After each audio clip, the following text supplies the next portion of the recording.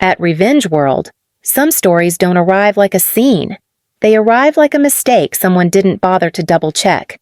One notification, one careless tap, and a whole family's private tone suddenly has a witness.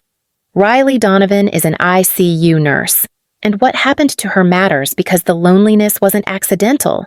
It was organized, practiced, and treated like entertainment. Then the screen lit up, and it was her turn to talk. My phone glowed on the nightstand at 11:58. I'd fallen asleep in scrubs on top of the comforter, hair still damp from a fast shower. The hospital smell never fully leaves you. Soap, sanitizer, tired. A notification slid across the screen. Sloan Mercer added you to Family Matters. I sat up so fast my neck popped. For a second I just stared, thumb hovering, like the phone might bite. Sloan didn't text me. My mother didn't call me unless she needed something. Nobody added me to anything. I tapped. The group opened like it had been waiting. At the top, a little gray line read 612 unread messages. 5 years. My stomach went hollow. I scrolled up, then up again, faster than my eyes could keep up. Names I knew. My mother, Aunt Marilyn, Cousin Jenna, Sloan, not Grandma Judith, not me. A message bubble loaded near the beginning. Marilyn, finally. A place where she can't see. Sloan. Thank God. My throat tightened hard. We could almost hear the moment her body stopped trying to explain it away. My screen blurred. I wiped my face with the heel of my hand, then started taking screenshots, neat and methodical, like charting. If you stick around for stories like this, subscribing helps us keep the light on. My phone buzzed again. Sloan. Hey. Don't read that. By morning, the screenshots sat in a folder on my phone labeled by date. Clean, lined up. I do that without thinking. ICU habits die hard. I left for work before the sun came up. Coffee burned my tongue. I didn't care. Riley, you're early. Mark called from the desk. Couldn't sleep. He nodded like that explained everything. It usually does in our line of work. My shift moved the way it always did. Alarms, gloves snapping on, someone crying behind a curtain, someone else laughing too loud at nothing. When you spend your days keeping strangers alive, your own life learns to wait. After work, I drove straight to Grandma Judith's house. I always did on Tuesdays. 8 years of Tuesdays. Same parking spot. Same loose brick by the front step. She opened the door before I knocked. There you are, she said, smiling. I was starting to think traffic finally beat you. I brought soup. I told her, lifting the bag. Of course you did. Inside.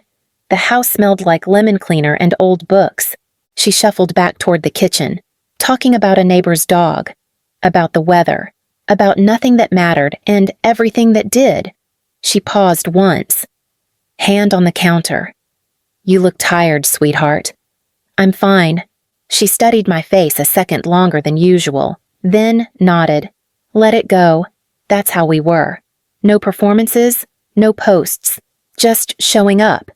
3 days later, I stopped by my mom's place after work to drop off Grandma's refills. The pharmacy bag was still warm from sitting on the passenger seat.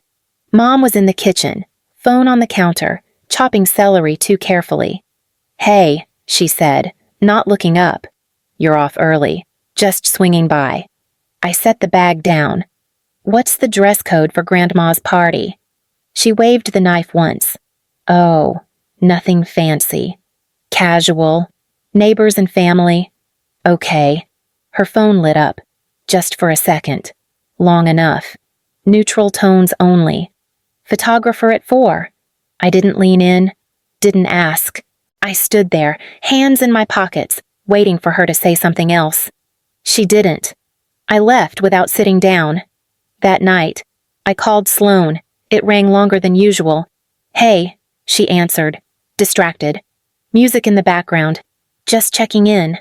I said, do you need help with anything for Grandma's party? A pause, not a drop. A pause with wait.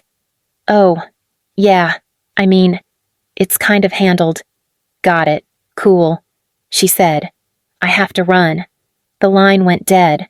I sat on the edge of my bed, phone still in my hand, telling myself the same thing I always did. It's probably nothing. The message came in while I was brushing my teeth.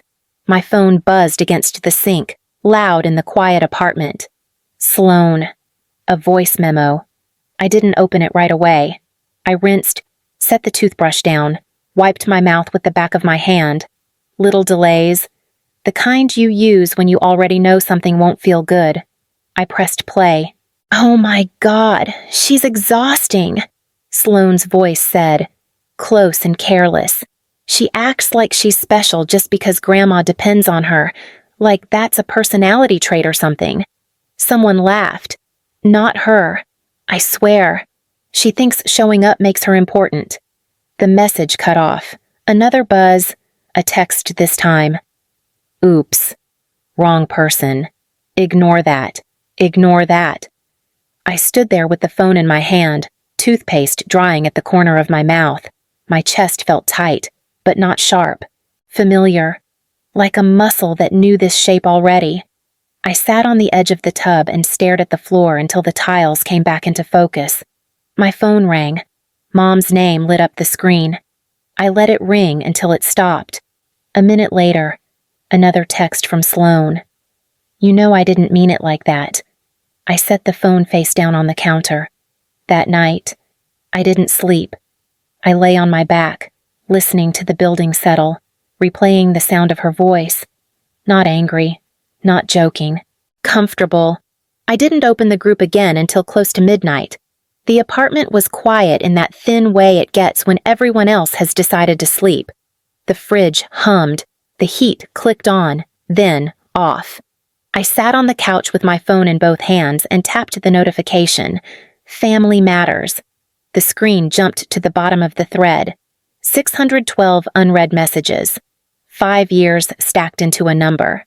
I scrolled up. Slowly at first, then faster. Aunt Marilyn complaining about a neighbor, a picture of a burnt roast, a joke about someone's haircut. Normal. Almost boring. Then I hit the beginning. Marilyn finally. A place where she can't see. Sloan. Thank God. My stomach dropped. I kept going. They talked about holidays I'd been told were small. Photos from dinners I hadn't been invited to. Inside jokes that didn't land because I wasn't supposed to hear them. Sloan new rule. We don't use her name here. Marilyn. What do we call her then? Sloan Relief Donation. A little thumbs up icon appeared under that one. From my mother. I had to put the phone down for a second. My hands were shaking. Not wildly. Precisely. Like they were bracing. When I picked it back up, I searched for my name. The dates lined up fast after that. The week I lost my first nursing job. Marilyn told you she couldn't handle pressure. Sloan. How long before she asks Mom for help? Mom. She won't. She hates needing anyone. The week I posted about my engagement. Sloan, place your bets. Marilyn, 2 years. Mom. You're awful. A laughing reaction followed. From Mom again. I kept reading until my eyes burned. The night my divorce finalized. Sloan update. It's over. Marilyn finally. Mom. At least she didn't have kids. The words sat there, plain and unedited. I started taking screenshots, one after another, labeled by date, clean edges, no commentary. At 4 minutes past 3, I typed one message into the chat. Thank you for documenting this. I sent it. Then left the group. The phone started buzzing immediately. I turned it face down on the table and watched it shake itself quiet. I woke up to my phone lighting the room like it was angry. Missed calls, voicemails, texts stacked on top of each other. Mom first. Riley, please call me. We need to talk. Then Sloan. Hey, you took that wrong. Please, pick up. I rolled onto my side and stared at the wall until the buzzing stopped. It didn't last long. Mom called again mid-morning. I answered on the fourth ring. "Sweetheart," she started, already careful. "Whatever you read last night, this isn't the time." I stayed quiet. "Your grandmother's birthday is coming up," she continued. "She doesn't need stress. Let's just keep things calm." "So that's it," I said. Calm. A pause, the kind that tightens. "We can talk later," she said, privately. Later meant quietly. Privately meant unseen. The knock came that afternoon. Sloane stood in my doorway, sunglasses on, arms crossed like she was cold. "I messed up," she said, stepping inside without waiting. "That chat got out of hand. It lasted 5 years." She waved that off. "People vent. You know that." I leaned against the counter. She lowered her voice. "You can't bring this to Grandma. It would break her." I watched her face shift when I didn't respond. "You've always made things harder than they need to be," she added. When she left, the apartment felt bigger, quieter, like something had finally moved out. The night before the party, I laid my dress across the back of the chair and stared at it like it belonged to someone else. Navy. Simple. The kind of thing you wear when you don't want to be noticed. I picked it up, put it down, checked the time, checked it again. My phone rang. "Riley," Grandma Judith said, breath a little thin but steady. "I wanted to hear your voice." "I'm here." I told her. "I know." A small smile carried through the line. "Are you coming tomorrow?" I hesitated. Just a beat. She didn't rush me. She never did. "If you don't come," she said gently, "they'll tell my story without you in it." My throat tightened. Not sharp. Heavy. "I don't want to make things uncomfortable," I said. She exhaled. "Sweetheart, what's uncomfortable has already been happening. You just weren't allowed to see it." Silence settled between us. "The good kind. I'll be there," I said. "Good." Relief softened her voice. "Wear whatever makes you feel like yourself." After we hung up, I smoothed the dress once more and hung it back up. Then I sat on the edge of the bed, shoes lined neatly on the floor, and let the quiet stay. Grandma's backyard looked like it had been borrowed from someone else's life. White chairs in rows. String lights already glowing even though the sun was still up. A woman with a camera moved in small circles, adjusting angles, smiling too much. I stepped through the gate and felt my shoulders tighten. Mom spotted me first. Her smile flashed, then settled into something careful. "You made it," she said. "We're about to do photos." She guided me toward the group, then paused. "Actually, could you stand just back there? The light's better up front." I took the spot she pointed to. No one argued. Sloane floated past in a pale dress, hugging people, laughing loudly. She stopped near me long enough to brush my arm. "Glad you came," she said. "This means a lot to Grandma." Then she was gone again. When the photographer called for family, I stayed where I was unless someone moved me. No one did. A woman I didn't recognize leaned over from the next row. "You're here every week?" "Right." I nodded. "I thought so," she said quietly, then turned back around. Later, Sloane tapped her glass. The chatter faded. "I just want to say how grateful I am," she began, voice warm and practiced. "Grandma taught me everything about family. Being there, showing up." Applause followed. Mom dabbed at her eyes. Grandma didn't clap. She stood instead, slowly but steady. "Before anyone leaves," she said, "I'd like a moment." The yard went still. She reached out and caught my hand. "Riley, come here." "Sweetheart." I moved forward, legs light and heavy at the same time. "For years," she said, "I've paid attention to who sits with me when the room is quiet." A man near the back cleared his throat. Thomas Cross stepped forward, hands folded. "About 6 months ago," he said, "I came across a family group chat. I showed it to Judith. Sloane stiffened. I didn't read it all at once. Grandma continued. I took my time. I wanted to be sure. She looked at Mom, then at Sloane. 3 months ago, with my attorney present, I updated my estate. A ripple moved through the chairs. This house, she said, squeezing my hand, will go to the person who made it a home. No one spoke. The camera lowered. I stood there, breathing, while the lights hummed softly above us. The house emptied slowly, not all at once.